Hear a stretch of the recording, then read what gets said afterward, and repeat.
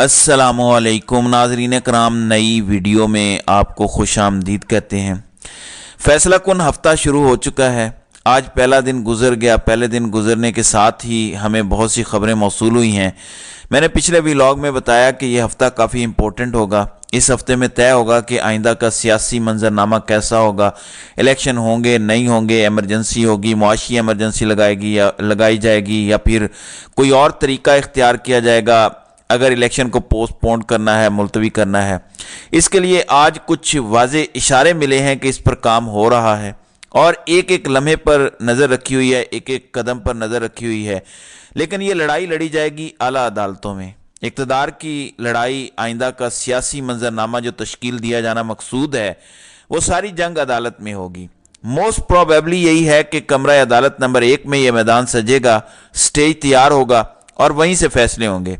इसकी वजह बड़ी क्लियर है। अभी तक गू मगू की कैफियत है। फैसला साज मुक़्तदर हल्के अभी तक गू मगू की कैफियत में मुब्तला हैं कि क्या किया जाए, किस तरफ बढ़ा जाए, कैसे बढ़ा जाए। और अगर इलेक्शन करवाने हैं तो साफ और शफाफ करवाने पड़ेंगे। गैर शफाफ इंतखाबात को दुनिया तस्लीम नहीं करेगी। दुनिया का कोई भी जी शऊर, कोई मुल्क, कोई अथॉरिटी, कोई इदारा ऐसा इलेक्शन मुंह पे दे मारेगा जो धांधली ज़दा इलेक्शन होगा। ऐसे किसी इलेक्शन को कबूल नहीं किया जाएगा।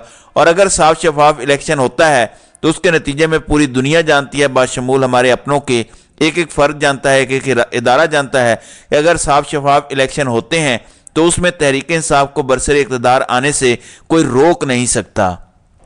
ना सिर्फ मरकज़ में बल्कि पंजाब और खैबर पख्तूनख्वा में कोई उनको रोक नहीं सकता। ये सिचुएशन है इस वक्त तक की।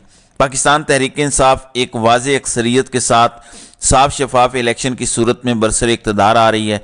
उसमें खा इमरान खान अहल हों ना अहल हों, उनको इलेक्शन लड़ने की इजाज़त दी जाए ना दी जाए, उनको जेल से निकाला जाए ना निकाला जाए, हर दो सूरत में तहरीक इंसाफ को इलेक्शन में कामयाबी से कोई रोक नहीं सकता। ये हैं ज़मीनी हक़ाइक़ जो कि हम सब जानते हैं, अंदरून मुल्क वाले भी और बैरून मुल्क वाले भी। अब बहुत सारी एजेंडा तहरीरें लिखवाई जा रही हैं जिसमें राय आमा हमवार करने के लिए बहुत कुछ किया जा रहा है। एजेंडा तहरीरें आ रही हैं कि शायद कुछ फ़र्क पड़ जाए, लेकिन उससे फ़र्क नहीं पड़ेगा। आज नाज़रीन कराम एक ही मुकदमा था। इस मुकदमे के अंदर बहुत सारी खबरें हैं। आज लेवल प्लेइंग फील्ड का मुकदमा था सुप्रीम कोर्ट ऑफ पाकिस्तान कमरा अदालत नंबर 1 में। पाकिस्तान तहरीक इंसाफ की ये दरख्वास्त थी और तौहीन अदालत की दरख्वास्त फ़ाइल की गई थी तहरीक इंसाफ की जानिब से। सुप्रीम कोर्ट ने हुक्म दिया था कि सबको लेवल प्लेइंग फील्ड दी जाए, लेकिन जिस तरीके से कागजात नामजदगी जमा हुए इस दौरान फिर छीने गए, ख़वातीन को उठाया गया, बेहुरमती की गई, तजवीज़ कुनिंदगान, तायद कुनिंदगान को जिस तरीके से गायब किया गया। अभी भी बहुत सारे तजवीज़ कुनिंदगान, तायद कुनिंदगान गायब हैं, गिरफ्तार हैं। तो इसकी बुनियाद पर इलेक्शन कमीशन के खिलाफ तौहीन अदालत की पटिशन फाइल की गई थी। इसमें IG पंजाब और चीफ सेक्रेटरी पंजाब से जवाब तलब किया गया था। आज इसकी हेयरिंग थी कमरा अदालत नंबर 1 में। बहुत ही इंपॉर्टेंट, बहुत ही अहम तरीन समाअत थी। उसमें आज हुआ क्या है नाज़रीन कराम, जस्टिस काजी फ़ाइज़ ईसा, जस्टिस मोहम्मद अहमद मज़हर और जस्टिस मुसर्रत हिलाली थी। जस्टिस मोहम्मद अली मज़हर का ताल्लुक सिंध से, जबकि मुसर्रत हिलाली का ताल्लुक खैबर पख्तूनख्वा से, जबकि काजी फ़ाइज़ ईसा का ताल्लुक बलोचिस्तान से है। इसमें कुछ अहम सवालात उठाए गए। चीफ जस्टिस की लतीफ़ खोसा से आज भी थोड़ी सी तलखी रही और सख्त जुमलों का तबादला हुआ। ऐसे लग रहा था जैसे दो वकला मद्दे मुकाबिल हों, कोई काजी ना हो, यानी जज भी वकील बना हुआ था। कह रहे थे कि कोई तकरीर नहीं, सिर्फ बताएं इस रिपोर्ट में क्या गलत है। रिपोर्ट के मुताबिक आपके 1195 लोगों ने कागजात जमा करवा दिए हैं। फिर जस्टिस मज़हर ने यह कहा, हमारे सामने चीफ सेक्रेटरी और इलेक्शन कमीशन की रिपोर्ट्स हैं। आप अगर इन रिपोर्ट्स को झुटला रहे हैं तो इसका जवाब तहरीरी तौर पर लाना होगा।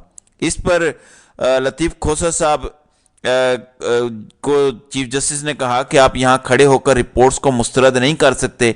अगर इलेक्शन कमीशन ने अपने जवाब में गलत बयानी की है तो आप तहरीरी तौर पर अपना जवाब जमा कराएं।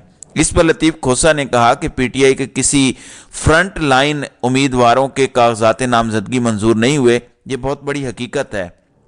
आप अपने जवाब में खुद कह रहे हैं कि ट्रिब्यूनल्स ने आपको रिलीफ दिया।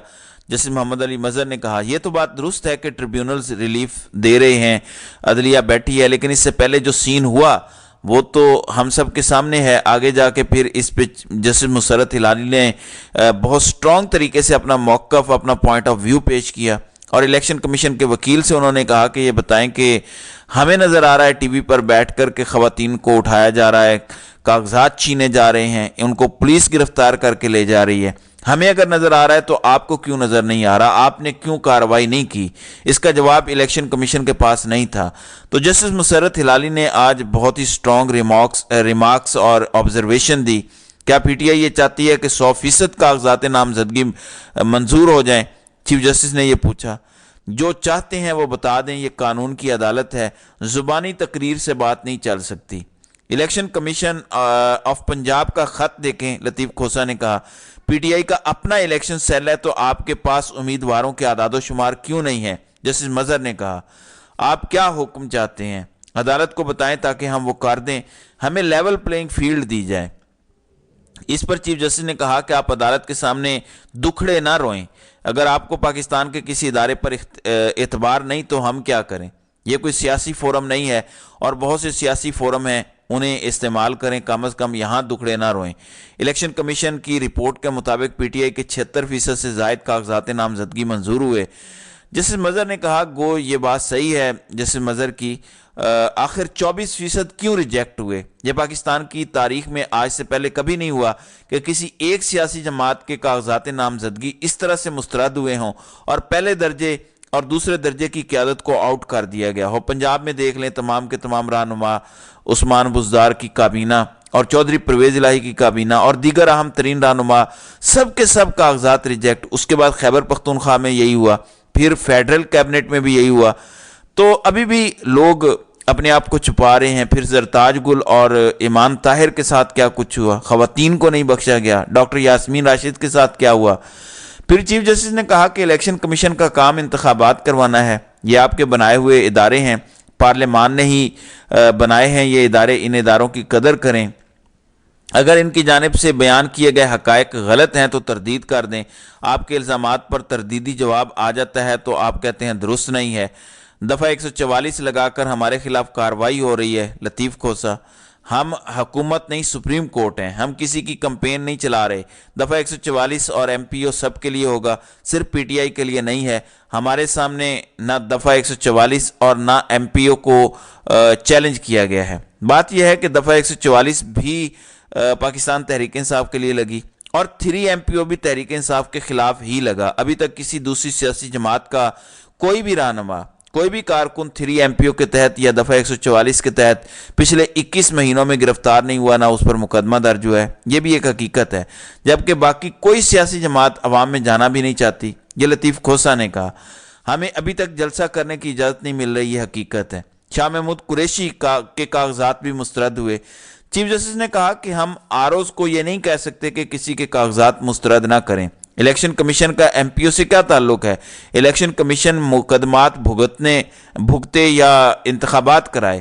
اس پر لطیف کھوسہ نے کہا کہ ڈسٹرکٹ ریٹرننگ افسران جو کہ ڈی سی ہیں وہی ایم پی او جاری کر رہے ہیں، وہی کاغذات وصول کر رہے ہیں، وہی کاغذات ریجیکٹ کر رہے ہیں، وہی مقدمات کر رہے ہیں، وہی پی ٹی آئی کے رہنماؤں کو گرفتار کروا رہے ہیں. یہ وہی لوگ ہیں، اس لیے تعلق تو بنتا ہے. روزانہ ہمارے خلاف آرڈرز ہو رہے ہیں کہ ہم انتخابات نہ لڑیں، مقدمے بھگتیں.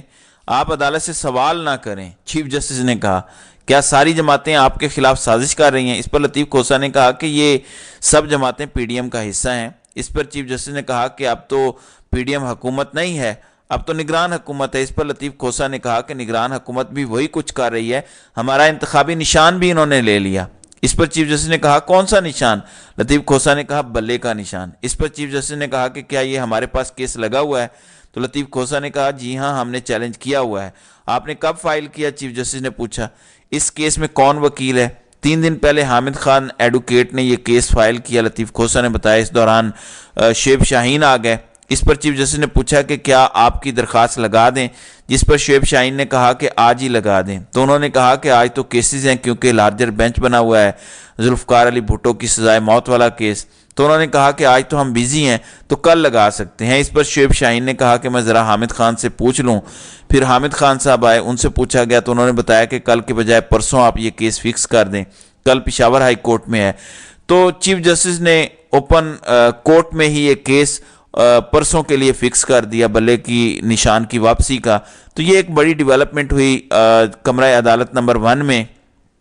और जो मैं बार बार कह रहा हूँ कि ये हफ्ता बड़ा इंपॉर्टेंट है, इस हफ्ते में सब कुछ होना है, मोर देन 90% चीज़ें इस हफ्ते हो जाएंगी। फिर चीफ जस्टिस और लतीफ़ खोसा के दरमियान मुंशी के हवाले से जो है वो तलखी भी हुई। काजी साहब बड़ी अपनी आदत से मजबूर हैं और किसी की सुनते नहीं हैं, आगे से बातें शुरू कर देते हैं। तो फिर लतीफ़ खोसा से इन्होंने पूछा कि आप किस जमात के उम्मीदवार हैं, तो उन्होंने कहा पीटीआई का हूँ। क्या आपने पीपल्स पार्टी छोड़ दी है? और फिर चीफ जस्टिस ने लतीफ़ खोसा के बार बार बोलने पर इजहार नाराज़गी भी किया और कहा कि आप हमें सवाल नहीं करने दे रहे, हमें पूछने से रोक देते हैं, इस तरह करें अदालती हुक्म भी आप खुद ही लिखवा दें। अब ये समाअत पीर तक मुलतवी कर दी गई है, यानी 15 जनवरी तक ये केस मुलतवी कर दिया गया है और पाकिस्तान तहरीक इंसाफ को ये कहा गया है कि आप अपना केस सबमिट करवाएं। अब देखते हैं कि आइंदा आने वाले दिनों में क्या होता है।